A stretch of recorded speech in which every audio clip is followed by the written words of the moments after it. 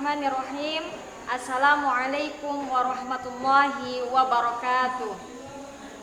Alhamdulillahilladzi hadana lihadza wa ma kunna linahtadiya laula an hadanallah. Asyhadu an la ilaha illallah wa asyhadu anna Muhammadan abduhu wa rasuluh la nabiyya wa la rasula ba'da.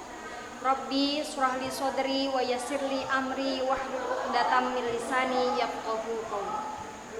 Alhamdulillah, pada pagi yang berbahagia ini kita dapat merasakan nikmatnya berpuasa di bulan Ramadan. Semoga Allah memberikan kita kesempatan untuk berpuasa pada bulan Ramadan di tahun-tahun selanjutnya. Amin. Sholawat selalu kita curahkan kepada baginda kita Nabi besar Muhammad SAW. Semoga kelak kita mendapatkan syafaat dari beliau di hari kiamat nanti. Amin, amin. Alhamdulillah, teman-teman sekalian, insya Allah pada hari ini kita akan sharing, berbagi tentang hal yang berkaitan dengan haid.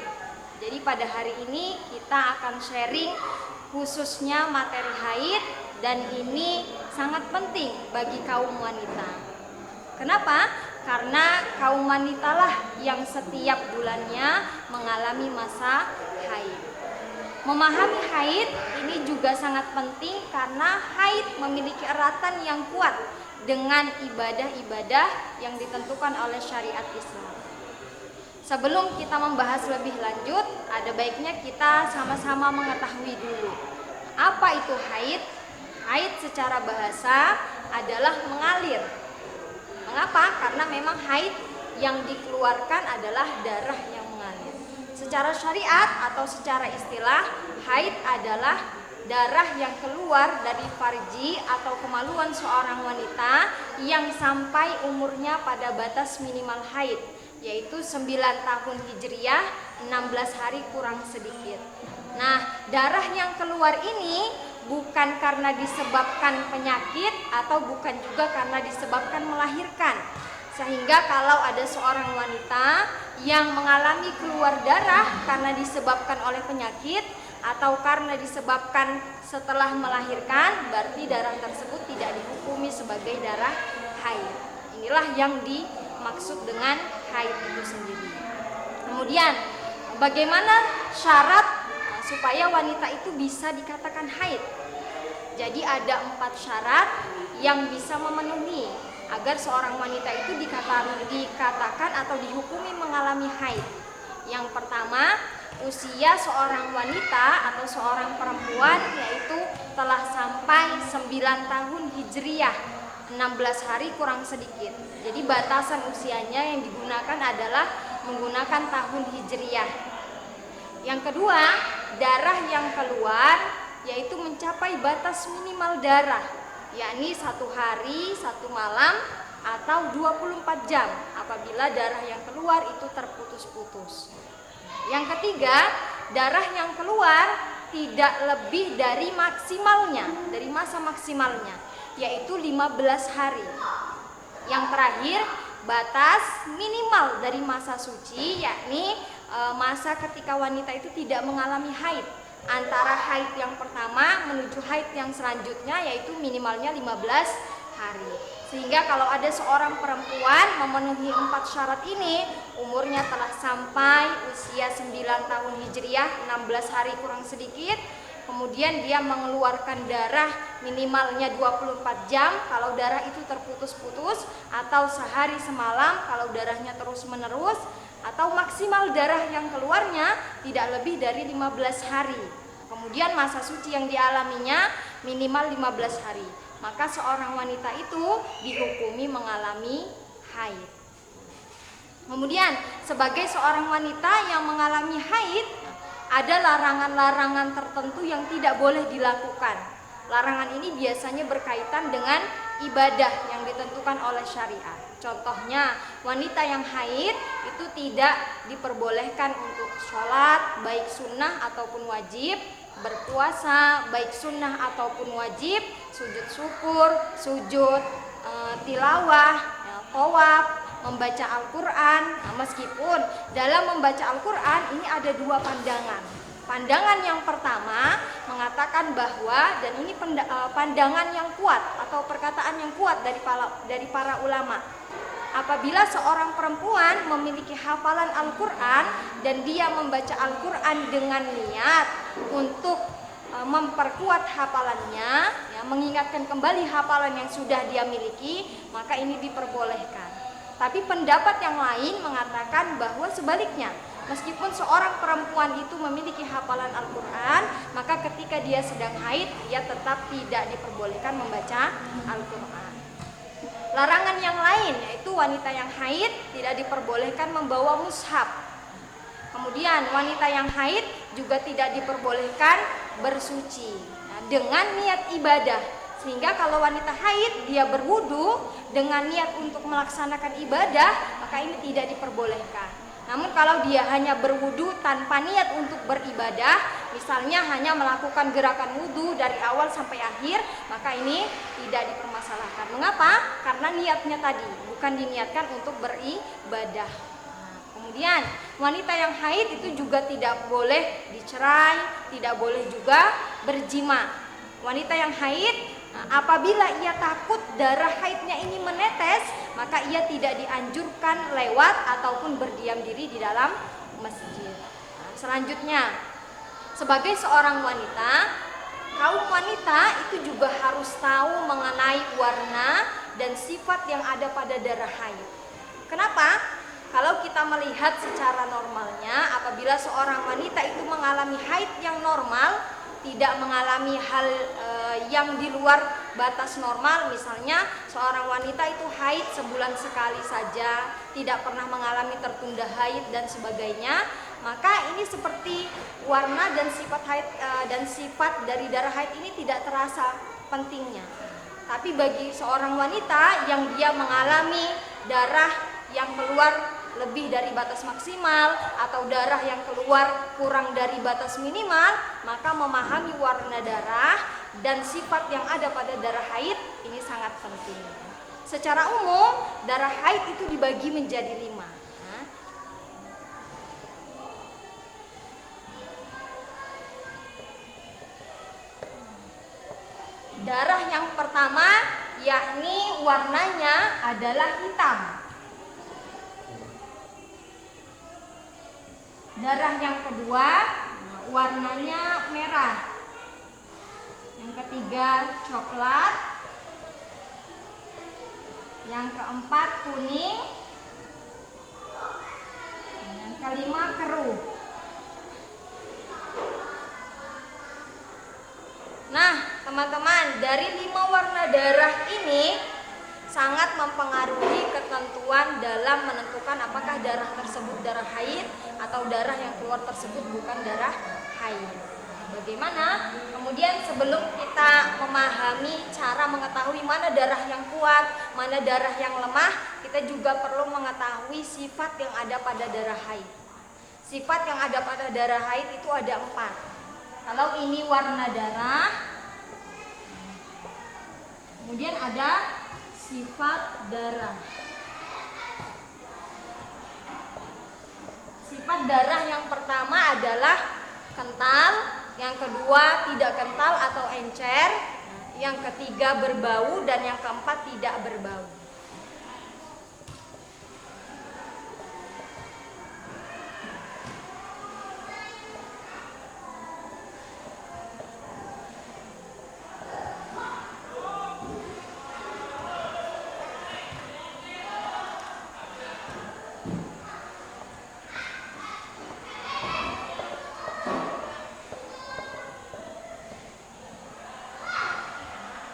Dalam sebuah karangan Kiai Nur Hashim dikatakan beliau memberikan rumus untuk mempermudah wanita dalam memahami mana darah yang kuat dan mana darah yang lemah. Dalam buku beliau yang berjudul Mereka Bertanya Tentang Haid. Jadi menurut beliau darah ini kita beri poin. Contoh warna darah yang pertama adalah hitam, kemudian merah, coklat, kuning, dan keruh. Maka darah merah ini kita beri poin 5. Maaf, darah hitam kita beri poin 5, darah merah kita beri poin 4, darah coklat kita beri poin 3, darah kuning kita beri poin 2, darah keruh kita beri poin 1. Sama dengan sifat darah juga kita beri poin. Kalau kental kita beri poin 1, kalau tidak kental atau encer kita beri poin 0, kalau berbau kita beri poin 1, dan kalau tidak berbau kita beri poin 0. Kemudian bagaimana cara yang mudah untuk kita mengetahui mana darah yang kuat dan mana darah yang lemah? Contoh, ada seorang wanita mengalami haid, keluar darahnya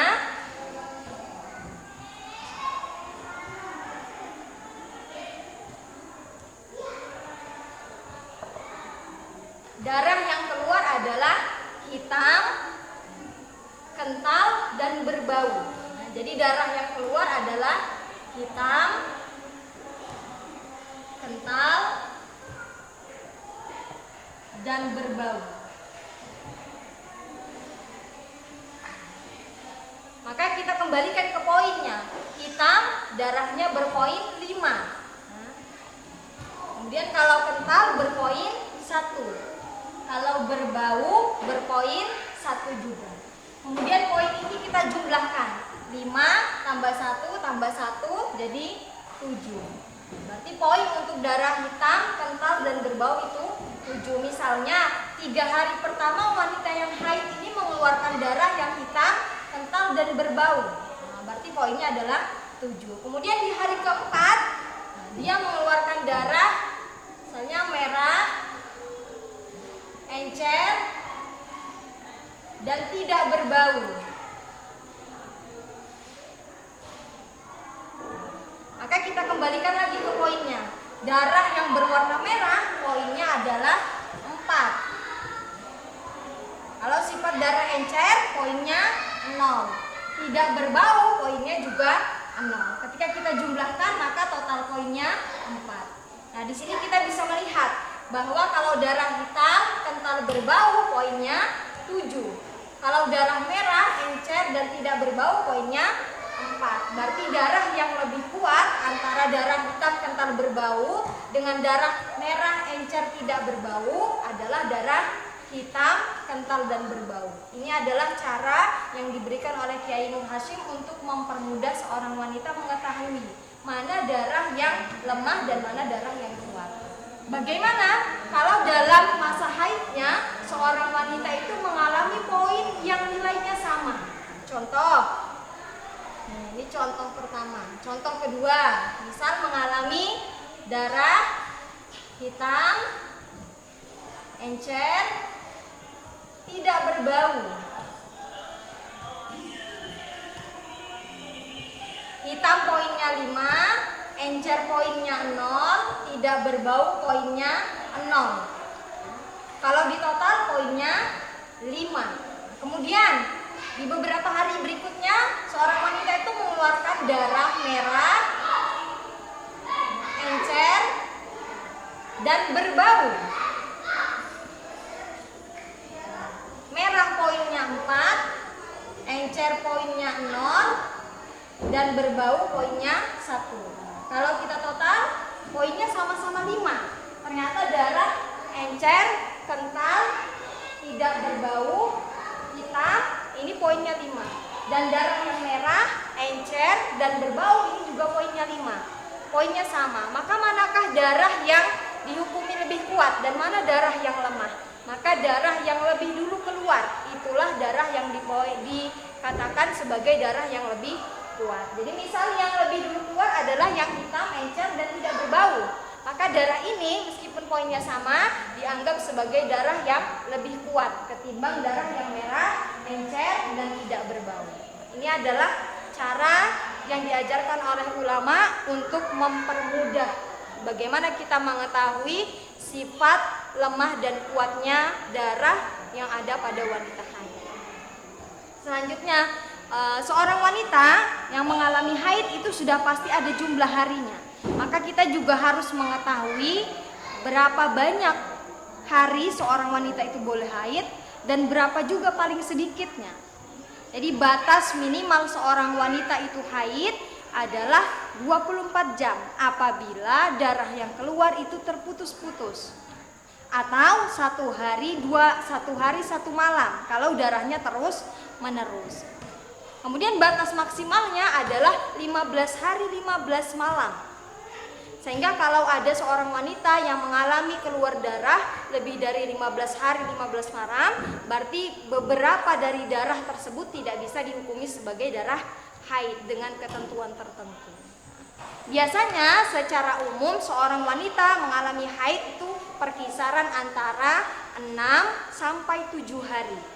Ini standarnya atau normalnya. Tapi kembali lagi, kalau ada seorang wanita yang mengalami haid atau keluar darah hanya 28 jam, maka ini sudah dihitung haid dengan syarat yang lainnya terpenuhi. Kenapa?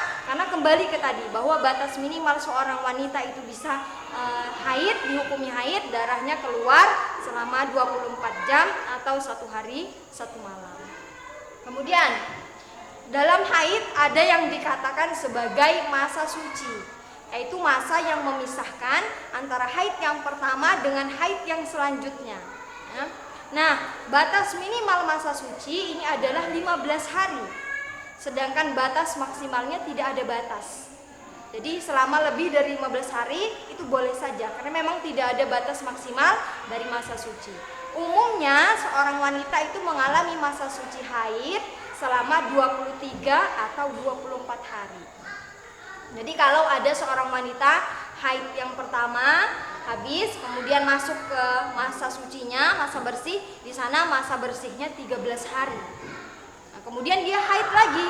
Nah, berarti ini tidak memenuhi batas minimal masa suci, yaitu 15 hari.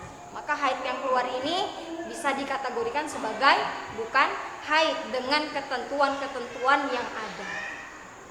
Kemudian kalau ada seorang wanita juga yang dia mengalami masa suci 60 hari misalnya, ya.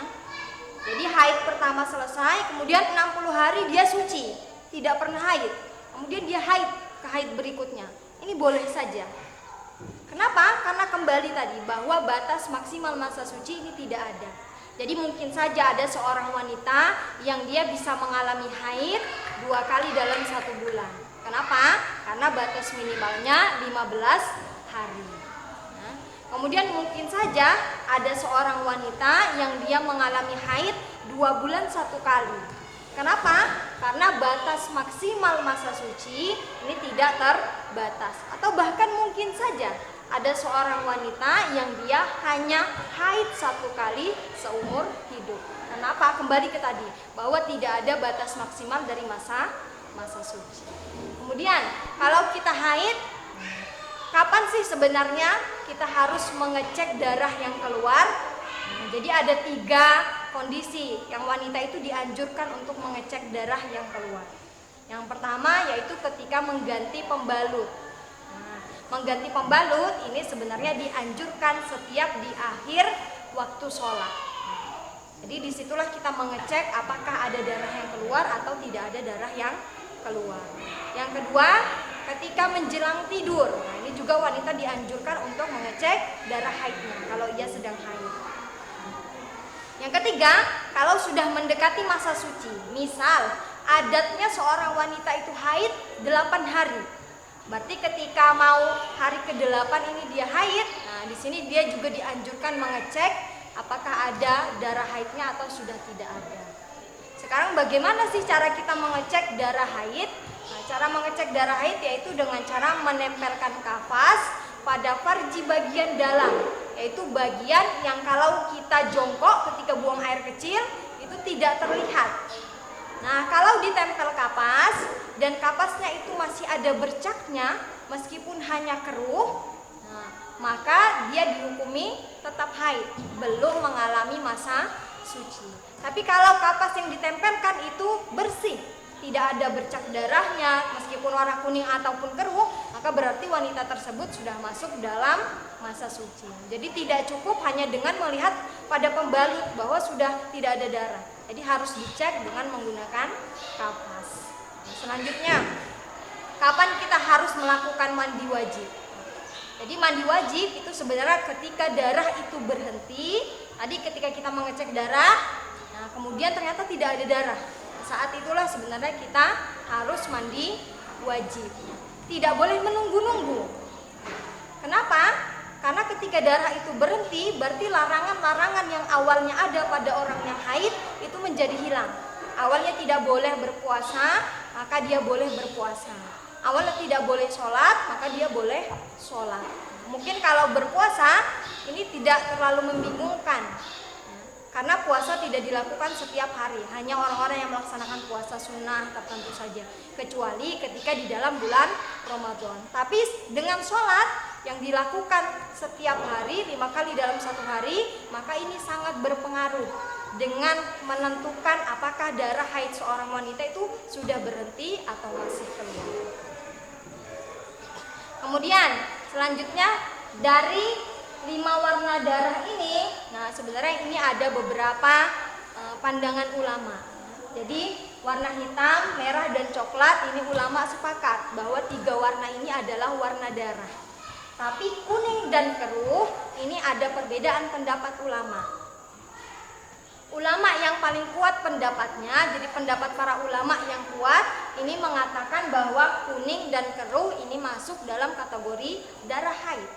Tapi ada juga ulama yang lain, di pendapat yang lain mengatakan bahwa kuning dan keruh ini tidak dikategorikan sebagai darah haid. Nah, itu teman-teman hal yang berkaitan dengan warna darah, sifat darah, kapan sih kita harus mengecek darah itu berhenti atau keluar, kemudian kapan kita harus mandi wajib. Nah, selanjutnya biasanya seorang wanita itu ada yang mengalami haid tapi terputus-putus. Nah, bagaimana cara kita menghukumi kalau ada haid yang terjadi dengan terputus-putus?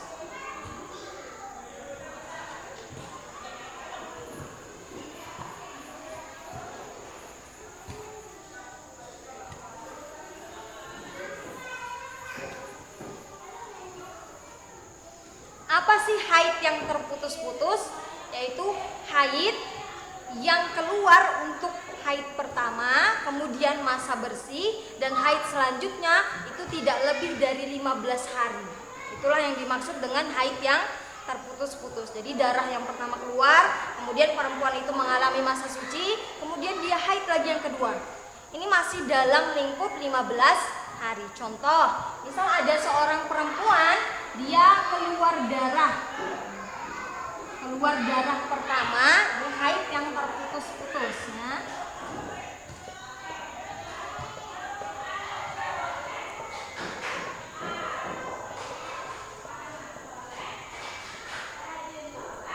KD ialah keluar darah. Keluar darah yang pertama misalnya 7 hari. Kemudian bersihnya atau masa sucinya di sini 3 hari. Kemudian keluar darah lagi setelah mengalami suci 3 hari, ini keluar darah lagi yang kedua.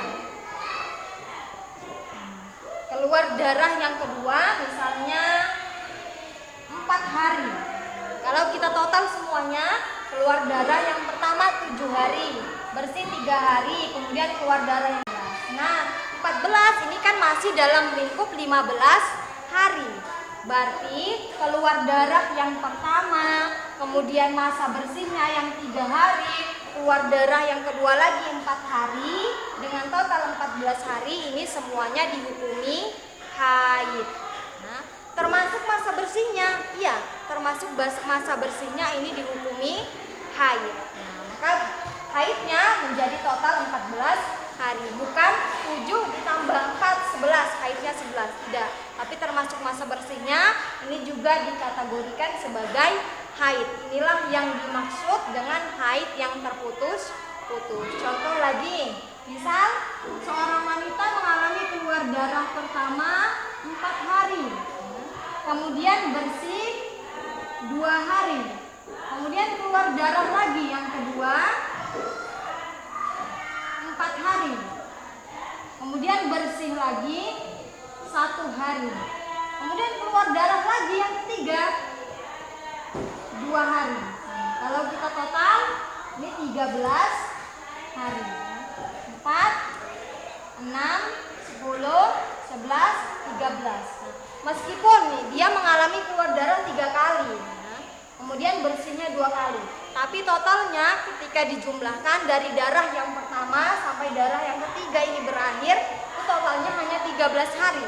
Berarti masih dalam lingkup 15 hari.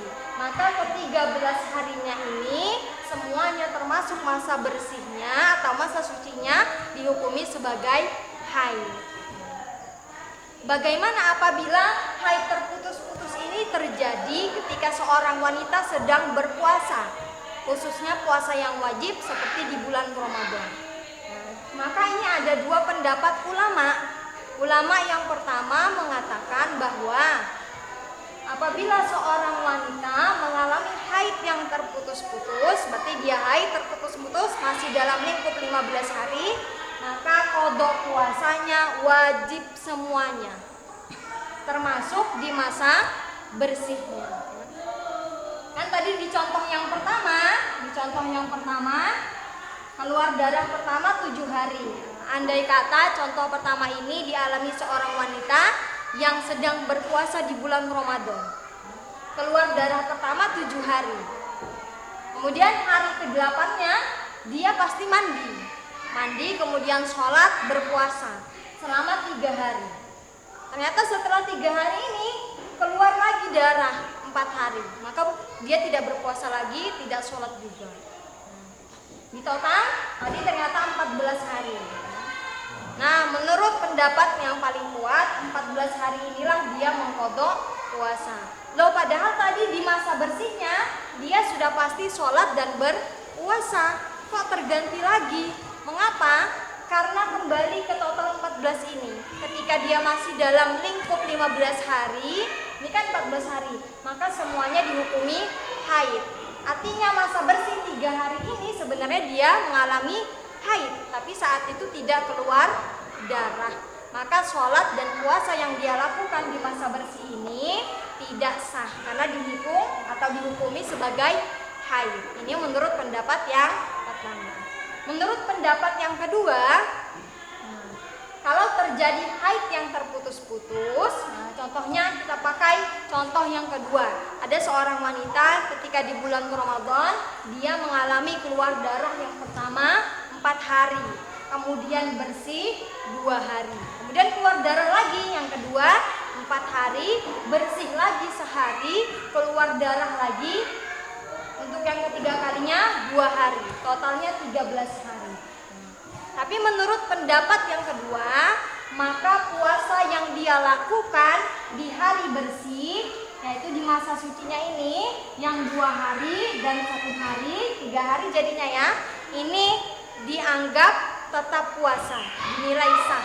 Maka yang dia perlu qadha hanya yang hari-hari keluar darah, yaitu keluar darah pertama 4 hari, ditambah keluar darah kedua 4 hari, ditambah keluar darah ketiga 2 hari, sehingga 10 hari.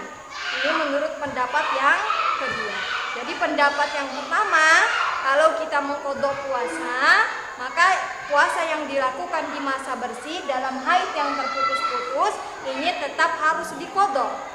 Pendapat yang kedua, apabila kita mengalami haid yang terputus-putus saat sedang berpuasa, maka puasa yang dilakukan pada masa suci di antara haid yang terputus-putus ini dianggap sah, sehingga yang diqadha hanya puasa yang dialami pada masa keluar darah saja. Nah, pendapat kedua ini memberikan kemudahan bagi wanita, khususnya ketika sedang menjalankan puasa di bulan Ramadan. Selanjutnya, bagaimana apabila ada seorang wanita yang mengalami haid lebih dari 15 hari? Nah, maka ini dia dikategorikan sebagai istihadhah. Orang yang mengalami istihadhah disebut sebagai mustahadhah. Istihadhah ini sebenarnya adalah apabila keluar darah tidak sampai batas minimal. Jadi batas minimal haid adalah 24 jam apabila darah terputus atau 1 hari 1 malam. Jadi kalau ada seorang wanita keluar darah tidak sampai 24 jam, maka darah yang keluar tersebut dikategorikan sebagai darah istihadhah, bukan darah haid. Atau seorang wanita mengalami keluar darah melebihi batas maksimalnya, yaitu batas maksimal haid adalah 15 hari. Maka kalau keluar darah di hari ke-16, maka darah tersebut dihukumi sebagai istihadhah. Tidak semuanya, ada yang dihukumi haid dan ada yang dihukumi istihadhah dengan ketentuan-ketentuan tertentu. Atau seorang wanita mengalami keluar darah ketika umurnya belum mencapai 9 tahun hijriah, 16 hari kurang sedikit. Maka darah yang keluar ketika dia belum mencapai umur tersebut berarti juga tidak dihukumi sebagai darah haid, tapi dihukumi sebagai darah istihadhah. Atau masa suci yang ada, tadi kan batas minimal masa suci antara haid yang pertama dengan haid yang kedua itu adalah 15 hari. Maka kalau ada wanita yang dia keluar darahnya itu masa sucinya, darah yang kedua ya, masa sucinya itu tidak sampai 15 hari, maka ini juga dikategorikan sebagai istihadhah. Nah, biasanya kita sering mempercayai pendapat bahwa apabila seorang wanita mengalami istihadhah, misalnya mengalami keluar haid lebih dari 15 hari, kalau kurang dari 24 jam ini hampir jarang. Rata-rata mengalaminya keluar lebih dari 15 hari. Contoh, misal seorang wanita mengalami haid. Nah, awalnya haidnya, ternyata haid itu berkepanjangan sampai 20 hari. Berarti kan melebihi batas maksimal yang 15 hari ini. Nah, maka kebiasaannya kita menganggap 20 hari ini berarti 15 hari haid, 5 harinya istihadhah. Nah, padahal kita tidak bisa menghukumi dengan ketentuan seperti itu. Ini jadi adalah salah kaprahnya, salah perkiraan yang sering terjadi di kaum wanita. Harusnya bagaimana? Nah, kalau ada seorang wanita yang mengalami haid lebih dari 15 hari, maka ini dia dikembalikan ke dalam golongan mustahadhah. Mustahadhah itu punya 7 golongan. Jadi ada 7 golongan, 7 macam kriteria dengan ketentuan tertentu seorang wanita itu dikategorikan sebagai mustahadhah. Nah, inilah tadi fungsinya di sini. Kita mengetahui warna darah, sifat darah, kemudian memahami bagaimana cara mengecek darah, memahami kapan harus mengecek darah. Ini berfungsi kalau ada yang mengalami istihadhah. Nah, jadi perkiraan atau pemikiran 15 hari, kalau ada orang yang haid lebih dari 15 hari, misalnya 20 hari tadi contohnya, 15 hari dianggap haid, sisanya dianggap istihadhah, ini kurang tepat. Tapi harus kita kembalikan ke 7 golongan mustahadhah. Nah, kemudian kalau mustahadhah itu digolongkan kepada 7 golongan, ya dimasukkan ke dalam 7 golongan. Ada juga istihadhah yang disebut sebagai istihadhah penyempurna suci.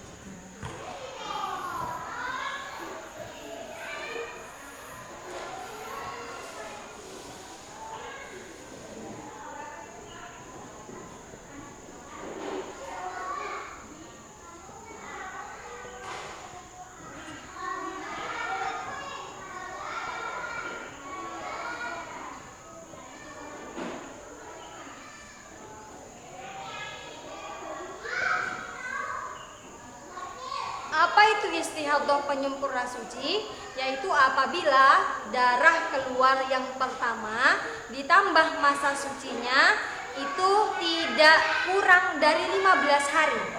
Tidak kurang dari 15 hari. Berarti minimal 15 hari. Nah, kemudian keluar darah yang kedua, maka ini dihukumi sebagai istihadhah penyempurna suci. Contohnya, misal ada seorang wanita keluar darah pertama ini 9 hari, kemudian bersih atau masa sucinya 6 hari, kemudian keluar darah lagi, keluar darah yang kedua misalnya 20 hari, keluar darah yang pertama 9 hari, kemudian dia mengalami masa suci 6 hari, kemudian keluar darah lagi yang kedua 20 hari. Nah, ini kita jumlahkan keluar darah yang pertama dan bersihnya. Ternyata di sini ketika dijumlahkan ini menjadi 15 hari. Menjadi 15 hari. Berarti kalau terjadi hal seperti ini, maka keluar darah yang keduanya ini ada yang sebagiannya dikategorikan sebagai istihadah penyempurna suci. Kenapa? Karena keluar darah pertama dengan bersihnya itu tidak kurang. Ini yang mana yang istihadah? Nah, kita kembali ke sini. Masa bersih yang dia alami adalah 6 hari. Sedangkan batas minimal masa suci adalah 15 hari. Maka 15 hari dikurangkan 6 hari sama dengan 9 hari. Ini minimal suci. Nah, minimal suci 15 hari. Tadi dia sudah mengalami suci 6 hari. Berarti 15 dikurangi 6 sama dengan 9. Berarti dari 20 hari ini dia mengalami 9 hari yang pertama, 9 hari pertama sebagai istihadah penyempurna suci.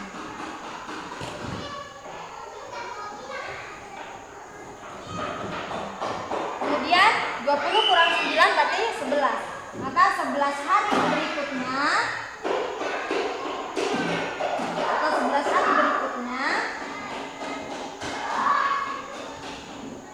ini dihukumi sebagai haid yang kedua. Inilah yang dimaksud dengan istihadah penyempurna suci.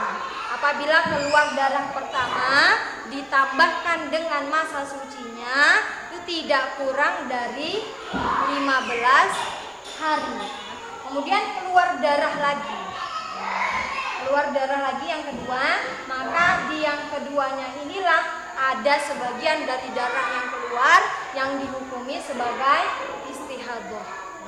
Kenapa? Karena tadi masa bersihnya tidak sampai pada batas minimal yaitu 15 hari. Nah, ini juga adalah suatu keadaan yang banyak dialami oleh wanita. Meskipun lebih banyak juga yang mengalami masa haid lebih dari 15 hari. Nah, maka ini kembali seperti yang sudah kami jelaskan bahwa harus dikembalikan kepada 7 golongan mustahadah atau 7 golongan wanita yang mengalami istihadah.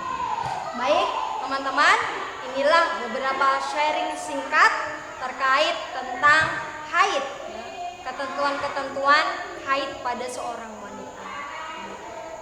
Kalau kita memperhatikan haid kita, berarti kita juga memperhatikan ibadah-ibadah kita. Mengapa? Karena haid itu kembali seperti tadi, memiliki hubungan yang erat, kaitan yang erat dengan berbagai macam ibadah. Maka sebagai seorang wanita, kita harus mempelajari ketentuan-ketentuan tentang haid. Tidak ada kata terlambat. Di umur berapapun kita, ayo sama-sama kita saling berbagi, saling